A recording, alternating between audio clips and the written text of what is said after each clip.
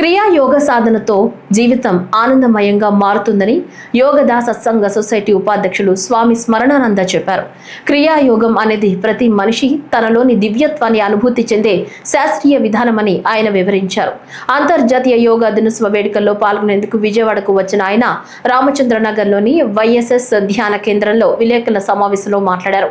ఈ నెల 22న ఆదివారం ఉదయం 9:30 గంటలకు విజయవాడలోని శివరామకృష్ణ క్షేత్రంలో క్రియా యోగంపై ప్రత్యేక కార్యక్రమం నిర్వహిస్తామని ఆయన తెలిపారు.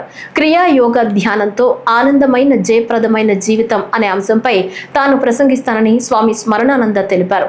సనాతనమైన క్రియా యోగాన్ని శ్రీకృష్ణుడు అర్జునుడికి బోధించారని, అదే జ్ఞాన సంపద మనువు, ఇక్ష్వాకు, పతంజలి వంటి గురువులకు అందించిందని ఆయన తెలిపారు. మరిన్ని వివరాలకు 9848125539 మరియు 9440900878 నంబర్లకు ఫోన్ చేయాలని సూచించారు.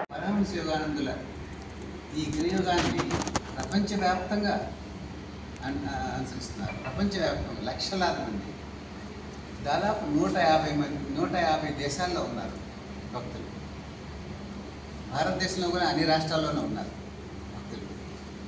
అంత ప్రభావితమైనది అన్నమాట. దీని గురించి చాలా వివరంగా ఈ పుస్తకం రాస్తారు ఆయన, పరమహంస శివానంద. క్రియయోగ యొక్క మహత్వం. దీన్ని పుస్తకంలోనే కాదు, ఈ క్రియ యోగాన్ని నేర్చుకున్న ఉత్సాహం ఉన్న వాళ్ళు యోగదా సత్సంగ సొసైటీ రాంచే వాళ్ళకి రాస్తే మేము పాఠాలు పంపిస్తాం. ఇలా ఉంటాయి పాఠాలు. యోగదా సత్సంగ పాఠమాల అంటాం. యోగదా సత్సంగ లెసన్స్, సిరీస్ ఆఫ్ లెసన్స్. ఈ లెసన్స్లో లిఖితపూర్వంగా ఉంటాయి. ఏ విధంగా ధ్యానం చేయాలి, ఎంత ఉందంటే స్టెప్ బై స్టెప్. చేతులు ఎక్కడ పెట్టుకోవాలి, వెన్నెముక ఎట్లా ఉండాలి, కళ్ళు ఎలా పైకి చూస్తుండాలి, పొజిషన్ ఎలా అక్కడి నుంచి మొదలవుతుంది, పాదాలు అది కిందన కూర్చోవచ్చు, లేకపోతే ఇలా కుర్చీలో కూడా కూర్చోవచ్చు. ఇవన్నీ నిశ్చితంగా ఆసనం ఏ విధంగా ఉండాలి చెప్తుంది.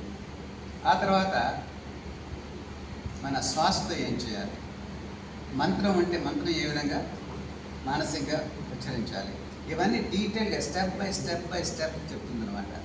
దాని అర్థం ఏంటంటే ఈ క్రియయోగ ధ్యాన పద్ధతులు నేర్చుకోవడానికి ఏ ఆశ్రమానికి వెళ్ళాల్సిన అవసరం లేదు, హిమాలయాలకు వెళ్ళాల్సిన అవసరం లేదు. ఉత్సాహం వాళ్ళు రాస్తే ఈ పాఠాలు ఒక ఇంటికే పంపిస్తారు. They are available at the door step of every person who is interested to learn క్రియయోగ. అదనమాట ఇది. దీన్ని పాఠాలు తీసుకుంటారు, దాంట్లో చదువుకొని అభ్యాసం చేస్తారు. లిఖితపూర్వకంగా ఉన్నాయి కాబట్టి తప్పులు చేసే అవకాశం తక్కువ. రేపు ఒకసారి చెప్పాను అనుకోండి, నేను కొంతవరకు అర్థం అవుతాయి, కొంతవరకు అర్థం కాకపోవచ్చు, మళ్ళీ మర్చిపోయే అవకాశం ఉంది. కానీ వెంటనే దీంట్లో నుంచి మనం వెరిఫై చేసుకోవచ్చు. అదనమాట పాఠాలు. ఈ పాఠాలు కేవలం క్రియయోగాన్ని గురించే కాదు, కేవలం ధ్యాన పద్ధతుల నుంచే కాదు, మిగతా విషయాలు కూడా చెప్తుంది.